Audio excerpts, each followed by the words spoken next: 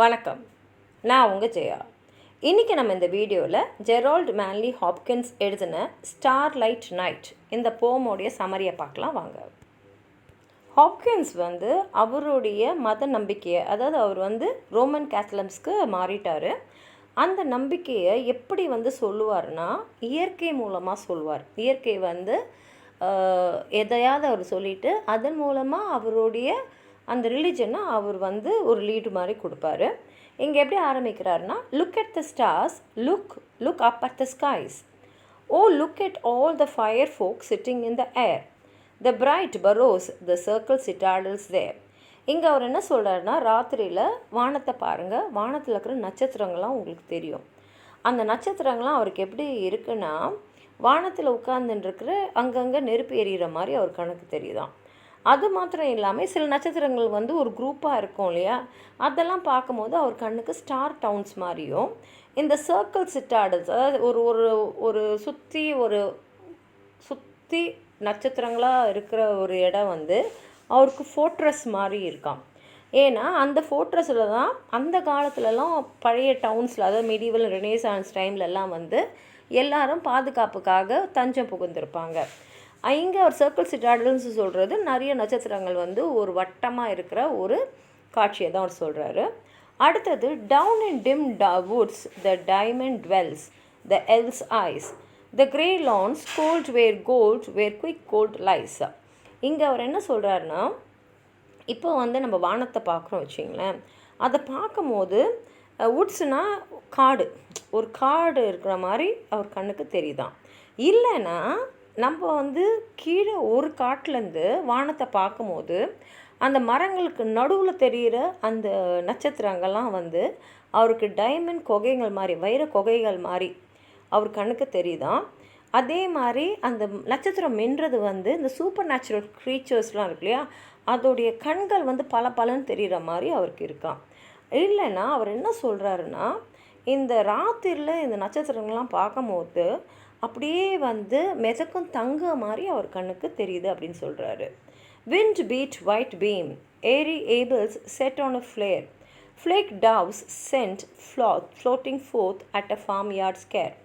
இங்கே அவர் என்ன சொல்கிறாருன்னா, விண்ட் பீட் ஒயிட் பீம்ன்றது இந்த பூக்கள்லேருந்து பார்த்திங்கன்னா அந்த வெள்ளை கலரில் பூக்கள்லாம் மலரும். அந்த மாதிரி தான் இந்த நட்சத்திரங்கள்லாம் வானத்தில் அந்த பூக்கள் அந்த மரத்தில் இருக்கிற அந்த வெள்ளை பூக்கள் மாதிரி மின்னுதுன்றாரு.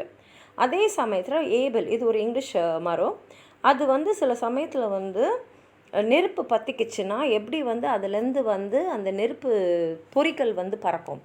அந்த மாதிரி இந்த நட்சத்திரங்கள்லாம் வானத்தில் அப்படியே பொறிகளாக ஒரு கண்ணுக்கு தெரியுது.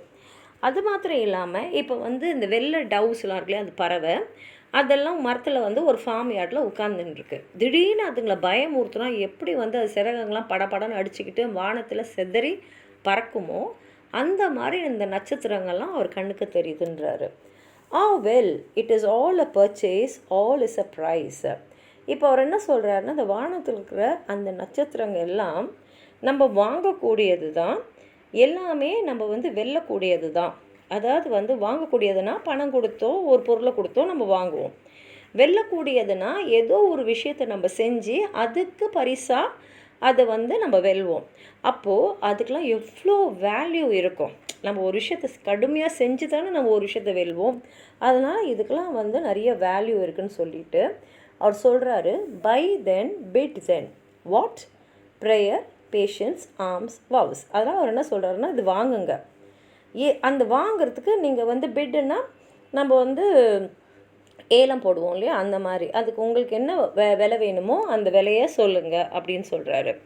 அப்போது அதுக்கு என்ன விலை அப்படின்னு பார்த்தா அவர் சொல்கிறாரு, உங்களுடைய ப்ரேயர், உங்களுடைய பொறுமை, நீங்கள் பண்ணுற தானங்கள், நீங்கள் எடுக்கக்கூடிய சத்தியங்கள், இதெல்லாம் தான். அதாவது ஒன்றுமே இல்லை, இதெல்லாம் நம்ம வாழ்க்கையில் செஞ்சோன்னா நம்ம கடவுளை அடையலாம். ஸ்டாரி ஸ்கைன்றது அதுதான் தேவன் இருக்கக்கூடிய இடம், கடவுள் இருக்கக்கூடிய இடம். அந்த இடத்த அடையிறதுக்கு இந்த நாளுமே, எந்த நாள், ப்ரேயர் பிரார்த்தனை, பேஷன்ஸ் பொறுமை, ஆர்ம்ஸ் மற்றவங்களுக்கு நம்ம தானம் செய்கிறது, வவ்ஸ் நம்ம எடுக்கக்கூடிய சில சத்தியங்கள் இதை நான் அந்த வாழ்க்கையில் செய்வேன், இதை மாத்திரம் நம்ம செஞ்சோன்னா கண்டிப்பாக இறைவனை அடையலாம் அப்படின்றாரு. Look look a May mess, like on orchard boughs, look March bloom, like on mellowed with yellow sallows. இப்போது மெஸ்ஸுன்னு அவர் இங்கே சொல்கிறது நிறைய நட்சத்திரங்கள் இருக்கு இல்லையா, வானத்தில் இருக்கிற நட்சத்திரங்கள் நம்ம எண்ணவே முடியாது.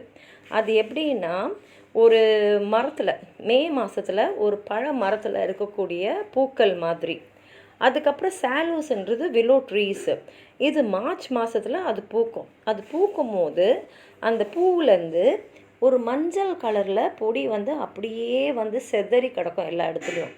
அந்த மாதிரி தான் இந்த வானத்துலேயும் ஏதோ ஒரு வில்லோவோட போலன் டஸ்ட்டு வந்து அப்படியே செதறி கிடக்கிற மாதிரி வானத்தில் நட்சத்திரங்கள் செதறி இருக்குன்றாரு.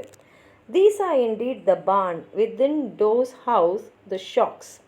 This piece bright paling shuts the spouse. Christ home, Christ and his mother and all his hallows. இப்போ அவர் என்ன சொல்கிறாருன்னா, இது ஒரு பானுன்னா கொட்டகை, அதாவது மாடெல்லாம் சாப்பிட்றதுக்கு சாப்பாடெல்லாம் அந்த வைக்கோல்லாம் வைப்போம்ல, அது அந்த கொட்டகை. அதுக்குள்ளே தான் என்ன இருக்குன்னா ஷாக்ஸ்னால் நம்ம இந்த அறுவடையெல்லாம் பண்ணிட்ட அப்புறம் அந்த மிச்சம் இருக்கிற இதெல்லாம் எடுத்து வச்சுருப்போம் இல்லையா, அந்த கட் கிரெயின்.